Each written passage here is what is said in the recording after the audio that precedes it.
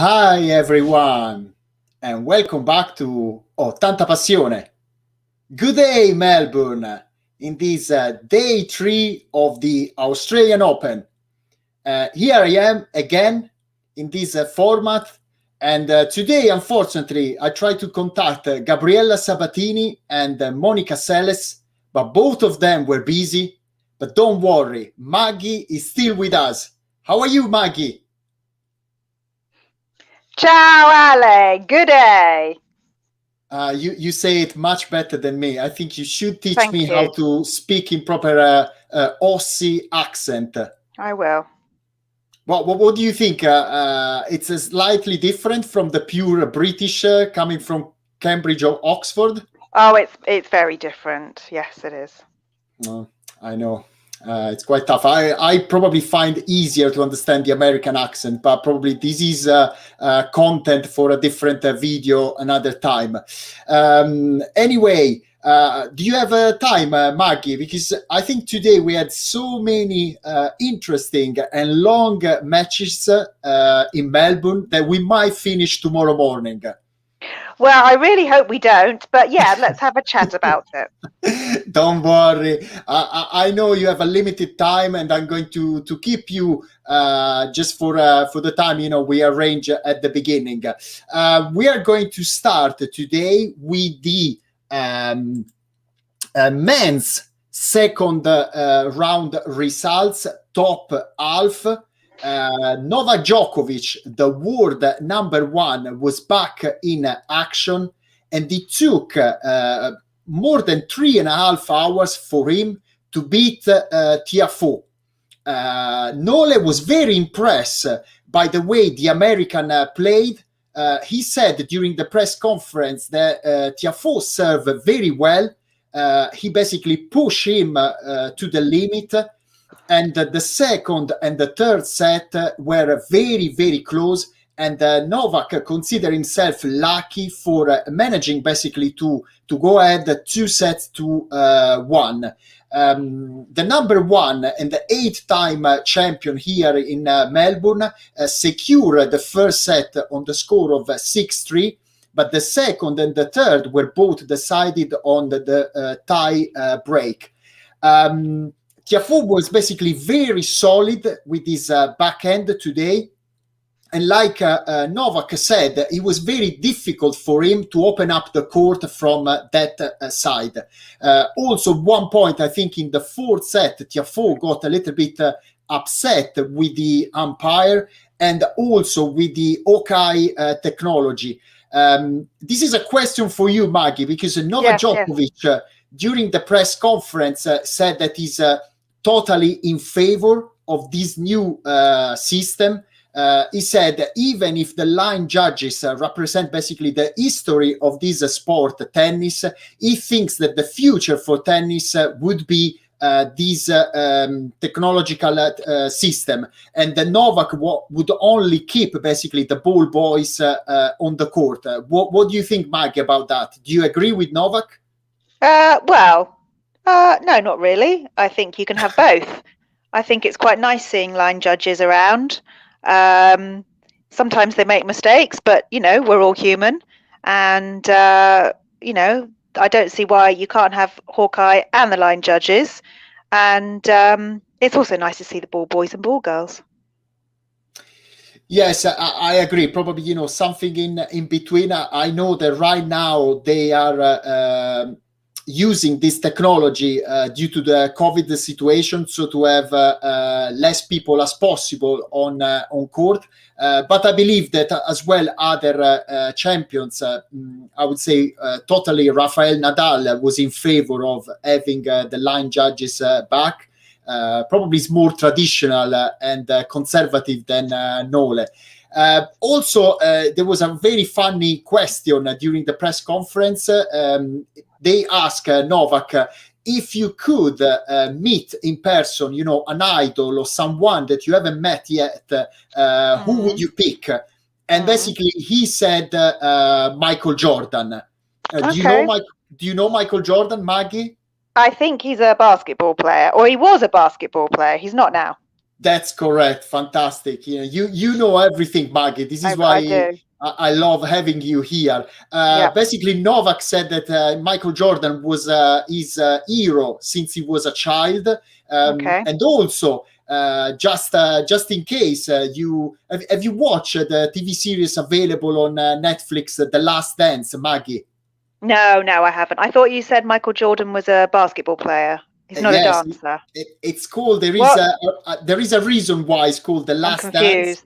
There is kind of an interpretation. I highly recommend you to watch it. For Okay. sure, for me, it was one of the best product available last year. Something produced by Netflix for whoever is in love with the sport, but with good products. So you need to watch it. And also, Novak said that he would love to meet Jim Carrey. He said that he loves his way of looking at the world, and he would like to have a chat with him. So I don't know if you are a fan of Jim Carrey in these films, Maggie. Not particularly, although I did like Eternal Sunshine of the Spotless Mind and The Grinch movies. What about The Truman Show? I haven't seen The Truman Show. I've got lots of gaps. I'm sorry. You need to catch up. Trust me. If you probably watch films where Jim Carrey is playing more the role of a drama role, you would see he's a very completed actor. Maybe. But anyway, just switching. So for Novak Djokovic was a very tough second round, and now in the third round he will play another American, Taylor Fritz, who basically managed to defeat as well in 5 sets the big giant Opelka. So for sure, it's going to be another difficult one for Nole. Let's see if he's going to play in the middle of the afternoon or in the evening, but stay tuned. In 2 days on Friday, we're going to update you on that result. Just moving forward on another match that was incredible and very entertaining. There was basically Stan Wawrinka. Stan the man. Exactly. Against the Hungarian Fucsovics. And after almost 4 hours, exactly 3 hours and 59 minutes, the underdog, in this case Fucsovics, managed to defeat the Australian Open champion in 2014. It was a very strange match because basically in the first 2 sets, Stan was quite nervous. He was not producing the great quality of tennis that we used to see. And he lost, the first 2 sets, 7-5, 6-1. But probably even Stan the man proved so many times in the past that when he's pushed in a corner, he's coming back and he's showing his great personality. So he was able to secure the third set. It probably was, in terms of level, the best one, with the score of 6-4. He won as well the fourth to level up the score on 2 sets all. And in the 5th set, something incredible happened because the players were pushed to the super tie break. I don't know if you know that, Maggie, but what do you think about the fact that each Grand Slam has a different system when it comes to the decider? I'm very confused about which systems each one uses, and I don't really know which one is which. So which one is the Australian Open? Well, for you, Maggie, and also for whoever is following us from home or is going to watch this episode later, basically in Australia, they decided that once they reach the score of 6-all in the 5th set, they play a super tie break, meaning the first player to reach 10 points wins. And today, this is why I ask you this question. Basically, Wawrinka was 7-2 up. So if there was the old system, he would basically secure the win. Also, it was 8-4 up and 9-6 up. At that point, Fucsovics managed to save 3 match points, and he won with the score of 11-9. Even Stan the Man, during the press conference, he said that he lost the match because he didn't show enough courage on the score of 9-6. He was more focused on just hitting the ball on the other side of the net instead of trying, to make some winners. So what do you think about that? Well, if that's the system that Australia has, that's good for them. So it's points rather than games. So they get to 6 all, and then they have to get the first to 10 points. Is that right? Exactly, because only the Roland Garros is the Grand Slam that kept the original system. So even in the 5th set, they go ahead and they need basically to break the opponent and to win, with the 2 games difference. Instead, Wimbledon, they decided, I don't know if now they're going to keep the same system, but 2 years ago in 2019, basically once they reach 12-all in the 5th set, they play the tie break. In that case, Novak Djokovic beat your hero Roger Federer. I don't know if it's still painful for you, Maggie. It's very painful every day. And instead, at the US Open, they play a normal tie break. So once they reach the score of 6-all, the first player to reach 7 points, basically up to 7, will win. It's quite confusing, I know. It is very confusing. But each Grand Slam is kind of independent, so they can make their own rules, and I think it's confusing probably for the fans and spectators, but this is why Ottanta Passione, a format like this, is here just to try, to inform the spectators from home. And also, we had another very entertaining match today, as well, over 5 sets. The home player, Nick Kyrgios, managed to survive, and he saved 2 match points against Humbert. I don't know if you know Nick Kyrgios, Maggie. Oh, I do. Yes, I think everybody knows him. What's your feeling? Do you like his game, his style? What's your opinion? Well, he needs to be a bit more serious on the court and complaining less, and be a bit nicer, I think, because then he might start actually winning more. Well, that's true, but I have to say, on court is very entertaining. He can produce, incredible shots, and just for the record, he was 3-5 down in the 4th set, and he managed to win basically that set on the tie break, and also he won 6-4 in the 5th. Also, he got very upset during the match with the net. Of course he did. With the net system. At one point, he said to the umpire, please switch it off, because I think it doesn't work. On my serve, the ball was at least 3 centimeters up over the net. How would you know? I have to say, to take his side in this case, Maggie, that probably I agree a little bit with Nick. Also, other players kind of made a point. One of them was Rafa Nadal as well.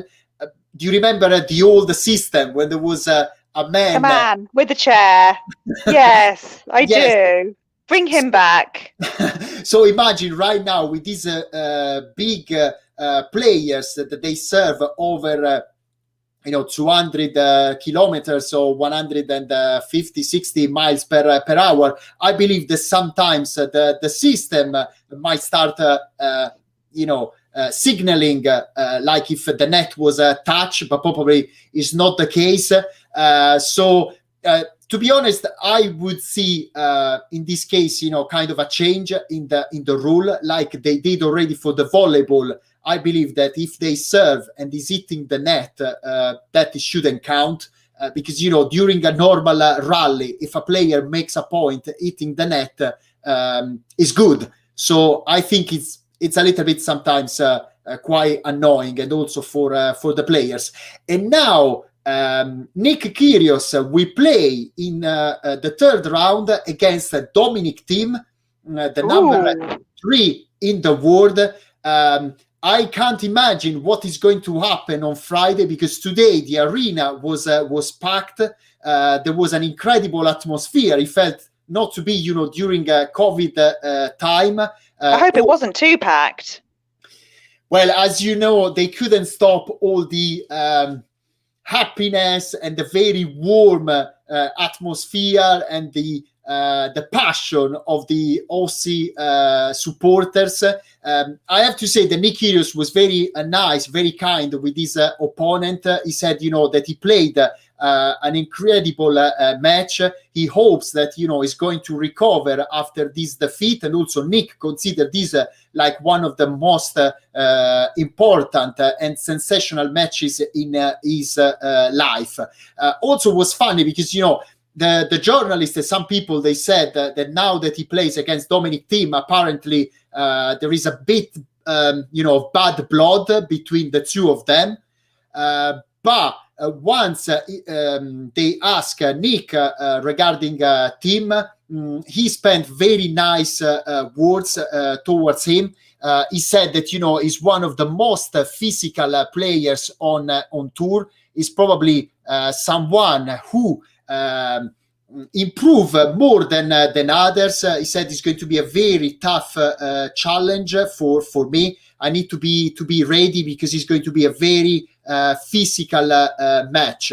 I don't know what's your feeling. What do you think? They are going, both of them, be pushed to the fifth set, or do you see a favorite in this match, Maggie? I have a feeling it's going to be pushed to the fifth set. So that will be a good matchup, and may the best man win.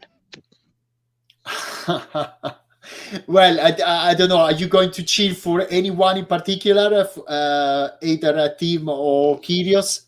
Oh, I think I'll be cheering for Thiem. But as long as it's a good match, that's a good thing, because it's unusual to have two players like that in the third round. So it will be good. Yeah, I know. In fact, Nick as well, he said, it's going to be a very physical match. It's not easy to play against Dominic, because he can really push you out of the court from any kind of position. And he was very impressed, the way he improved over the years, because I think they only played once in their career a long time ago on clay. So it's going to be very, very interesting to basically see this matchup on hard court. And also, Alexander Zverev won today against Cressy. The score look, quite simple. It's like if it was like a walk in the park for the German player, but actually he played against someone who came 100 times by the net. So I would like to ask you, Maggie, what do you think about this new because now, let's face, the majority of players are all baseline players. Do you prefer instead serve and volley players? Who was your favorite in the past? The only thing with serve and volley is it's over too quickly. I mean, when you have players like Pete Sampras, who got, was undoubtedly a really good player, but he just was like boom, boom, boom all the time. Roger started off like that, I think, and now he's had to change his game just to play against the likes of Rafa and Djokovic, who just sit on the baseline. I think I prefer the players on the baseline, just because you can see a little bit more strategy. They move the ball around a bit more. Then they come into the net. They do their drop shots. It's a little bit more of a variation. So I think I have to say, that. Yes, in fact, this is why I believe that probably there are just now few specialists left, in particular on grass, apart from Roger, Djokovic, as well. Rafa is not a bad grass player. He's a little bit underrated on this surface. All the others, they're quite used, big serve, staying, from the baseline. For example, Nick Kyrgios is quite good on grass. He's a quite dangerous player, but probably as well the fact that they changed the material of the rackets, the balls sometimes, so it's quite difficult. Sometimes it might be like a suicide to come too often by the net. Also, I read an interview regarding Roger, and he said that he had to adapt a lot over the years, because if you consider Roger started his career at the time when still players like Pete Sampras or Agassi were on tour, and now is kind of sees this new generation like Sinner or Shapovalov and so on, the next generation coming up. And with regards to the next generation, Denis Shapovalov managed to win in a much more comfortable way today. He beat the Australian player Tomic in 3 sets with a score of 6-1, 6-3, 6-2. Also, Grigor Dimitrov won easily in 3 sets. It seems for the Bulgarian player, he feels very comfortable when he's here in Australia. Let's not forget that he reached the semi-final in 2017, where he played an unbelievable match against Rafael Nadal, one of the most memorable of the last years. Also, the Spanish Carreno Busta won in 4 sets. And if we just very quickly, we look now at the third round top half matches. As I mentioned earlier, we're going to have Novak Djokovic against the American Fritz. Also, Fucsovics against Milos Raonic. This is going to be quite interesting. And these 2 players are on the same side, on the same path of Novak Djokovic. So if the world number 1 wins against Fritz, he will play against the winner of Fucsovics Raonic. Also, if we scroll down, we have Martinez, a Spanish player, against Lajovic. Mannarino against Alexander Zverev. Let's not forget that Zverev doesn't like playing against Mannarino. First of all, because he's a lefty. Also, because he's a very strange player with a strange tactic, technique. He doesn't put, too much power in his shots, so it's quite difficult for Zverev to find the right rhythm. And just scrolling down, as I mentioned, also Dominic Thiem against Nick Kyrgios, Dimitrov against Carreno Busta. This, I think, is going to be a quite interesting one. Also, we are going to have, as I mentioned earlier, next generation, third round, a Canadian clash, Denis Shapovalov against Auger Aliassime. Very interesting player, and I think he's going to be a very entertaining match. And last but not least, also Diego Schwartzman, who won today easily against Karsev.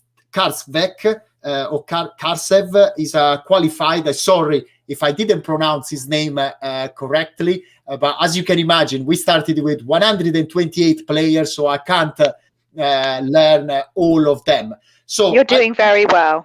Thank you so much, Maggie. I don't know if you want to add anything else regarding the men's. Otherwise, we can switch to the women's second round results, bottom half. Maggie. Let's move to the women.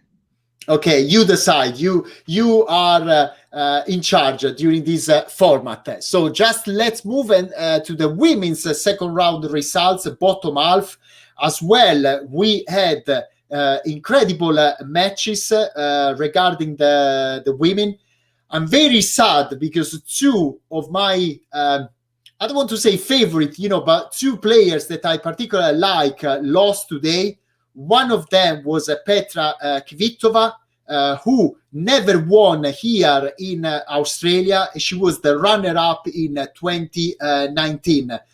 Unfortunately, Petra lost in 3 sets with a score of 6-4, 1-6, 6-1. During the press conference, she said that during the match, she had the the feeling that it was like going on a roller coaster. The key for sure was the first set. Petra, at the same time, she said, I lost not because of the quarantine, because, of changing in my routine, in my practice before the tournament, but because I was not brave enough. I did not take my chances, advantage in the first set. She was basically 3-1 up, and after she went 5-3 down. So unfortunately, we have to say goodbye to Petra. Every time, in particular regarding her personal experience, what happened to her a couple of years ago when she was assaulted in her own house, and she was stabbed on her left hand. All the courage, the determination, the passion that she put during the period after the surgery, the training, for me, she deserves total respect. She's always smiley. She's a very good example and role model for everyone. I don't know what you think, if you agree with me, Maggie, regarding Petra. I do. It is a shame she lost today, and she's always a great player and a great role model for the world of sport in general. So it is a shame, but I'm sure she'll be back. Yeah, I hope so, fingers crossed. And also, as I mentioned earlier, there was another upset today because Bianca Andreescu, I believe the number 8 in the world, she lost with a score of 6-3, 6-2. Unfortunately, it was a match where Bianca was not producing the level of tennis that we got used, in particular during the US Open of a couple of years ago, when she won in the final against Serena Williams. So again, at least she's very young. She will have time to come back here in Melbourne and eventually to succeed. We had at the same time some easy wins for Serena Williams, who defeated in 2 sets Stojanovic, and also Garbine Muguruza, the runner-up of the last year Australian Open. She won easily with a score of 6-3, 6-1. As well, I was happy because Iga Swiatek won, even if she beat, the Italian Camilla Giorgi. Please, Camilla, forgive me, even if I am Italian, but I really in love with Iga. I like as well her attitude, her massive smile. I was so pleased and happy when she won the Roland Garros. So I'm definitely on her side. And as well, on the other hand, Sara Errani managed to defeat with a score of 6-1, 6-love, the other Williams sister, Venus, who unfortunately, to be honest, she was injured, but she decided, she didn't want to pull out from the match, and she stayed there on court until the end. So total respect as well for Venus, for being, for so long on tour and being there until the end. I don't know what you think regarding this kind of attitude shown by Venus, Maggie. Definitely good on her. I really like Venus Williams. I think it was the right thing to do for her to stay on court. Not only did it show that she's a great champion because she has won Grand Slams in the past, but it also showed that she had respect for her opponent. That she wanted to make her opponent play it out. So well done on her. I see. And the last but not least, probably the most incredible, entertaining match of the day was the one played on the Margaret Court Arena. Again, Simona Halep survived an incredible, extraordinary battle. She lost the first set against the home player, the Australian player, Alja Tomljanovic, who, by the way, is Matteo Berrettini's girlfriend, just Yes, unfortunately, they are not able to see each other here in Australia, Melbourne, due to the very strict rules regarding the lockdown, the social distance. So even Matteo couldn't cheer her up for this defeat. But, Simona Halep managed to win the second set with a score of 6-4. But in the third, she was 5-2 down in the decider as well. Simona Halep, during the interview at the end of the match on court and during the press conference, she said she was super happy, over the moon. She said it was a very crazy match. She was fantastic. She basically fought until the end. She showed a lot of determination, so total respect to Alia.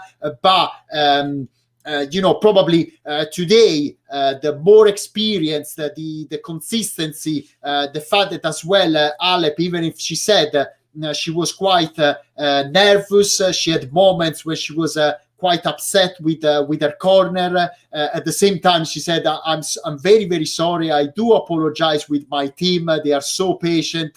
I was very negative towards myself, and I managed to survive and to bring, this incredible win home.